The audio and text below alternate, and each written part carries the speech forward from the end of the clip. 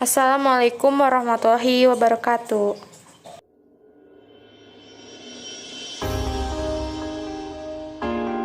Masa Orde Baru. Orde Baru dimulai pada tahun 1966 hingga 1998 dan dipimpin oleh Jenderal Soeharto.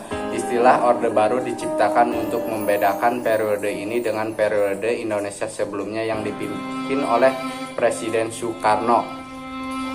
Masa pemerintahan ini berlangsung sejak terimanya Surat Perintah 11 Maret Super Semar pada 11 Maret 1966 oleh Jenderal Soeharto dan berakhir ketika reformasi terjadi pada tahun 1998, namun kebenarannya mengenai penyerahan pemerintahan kepada Soeharto melalui Super Semar sendiri hingga saat ini masih menuai perdebatan. Indonesia telah mengubah struktur ekonomi, politik, sosial, budaya, dan bidang-bidang lainnya. Sejarah Orde Baru banyak sekali diwarnai catatan negatif di bidang politik, HAM, militer maupun sosial. Latar belakang Orde Baru.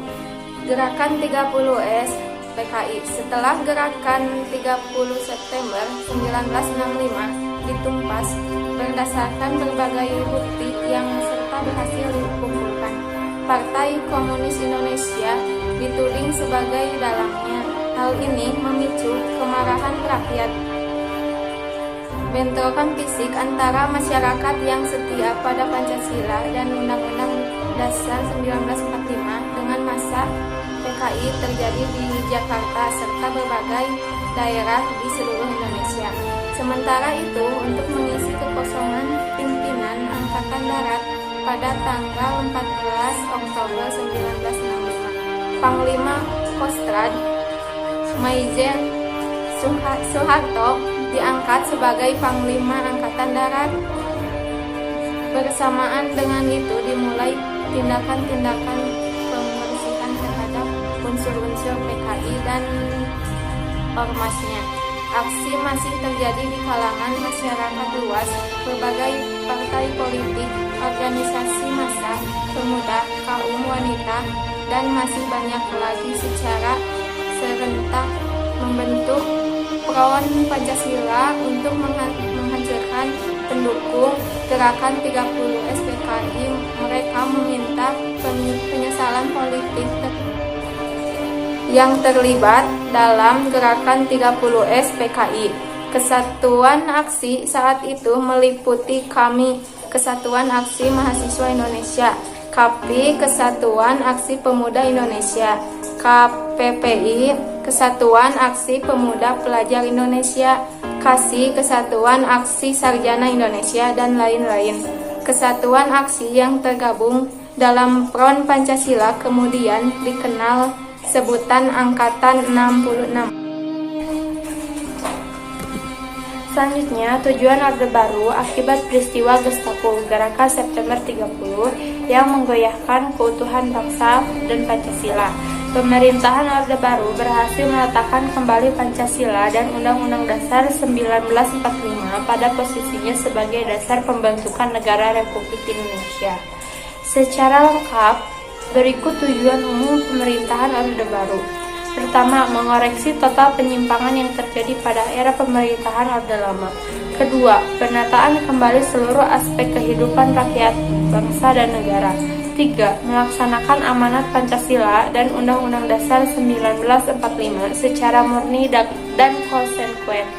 Empat, menyusun kembali kekuatan bangsa untuk menumbuhkan stabilitas nasional guna mempercepat proses pembangunan bangsa. Ciri-ciri pemerintahan Orde Baru. 1. Pemerintahan diktator dan otoriter, tetapi kondisi tetap aman, nyaman, dan terkendali. 2. Implementasi hak asasi manusia masih sangat terbatas dan masih marak terjadi pelanggaran hak ASN. 3. Indonesia kembali menjadi anggota PBB. 4. Pemilu hanya diikuti 3 partai, yaitu PPP, Golkar, dan PDI. Pemilu diadakan 5 tahun sekali, tetapi tidak bersifat demokratis. 5. Terjadi pemerintahan dengan sistem sentralistik kekuasaan pada presiden.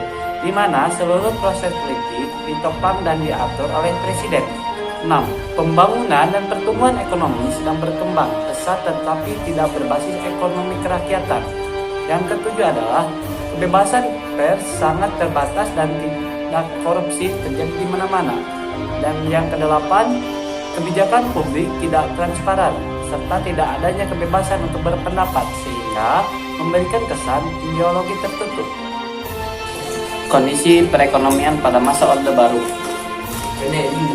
Di sisi lain, kondisi perekonomian semakin bertambah buruk. Barang keperluan sehari-hari semakin sulit didapat dan harganya pun mahal, sehingga terjadi inflasi. Pemerintah sempat membuat keputusan pemotongan nilai mata uang rupiah dari 1.000 menjadi Rp1 saja. Akan tetapi, harga barang bukan semakin menurun, malah sekian tinggi. Pelajar yang bergabung dalam Front Pancasila bahkan menyatakan kebijakan ekonomi pemerintah saat itu tidak dapat dibenarkan. Kelebihan sistem pemerintahan Orde Baru: sukses program keluarga berencana, sukses program KB, sukses pemberantasan buta huruf, sukses swasembada pagan, sukses program rencana pembangunan 5 tahun, repelita. Kekurangan sistem pemerintahan Orde Baru: meraknya KKN di pemerintahan, pembangunan Indonesia tidak merata, munculnya pemberontakan dari beberapa daerah karena pembangunan yang tidak merata, meningkatkan kesenjangan sosial antar masyarakat, pelanggaran HAM terhadap masyarakat non-pribumi, kebebasan pers yang terkekang atau sangat terbatas. Terima kasih atas perhatiannya. Mohon maaf bila ada kesalahan. Wassalamualaikum warahmatullahi wabarakatuh.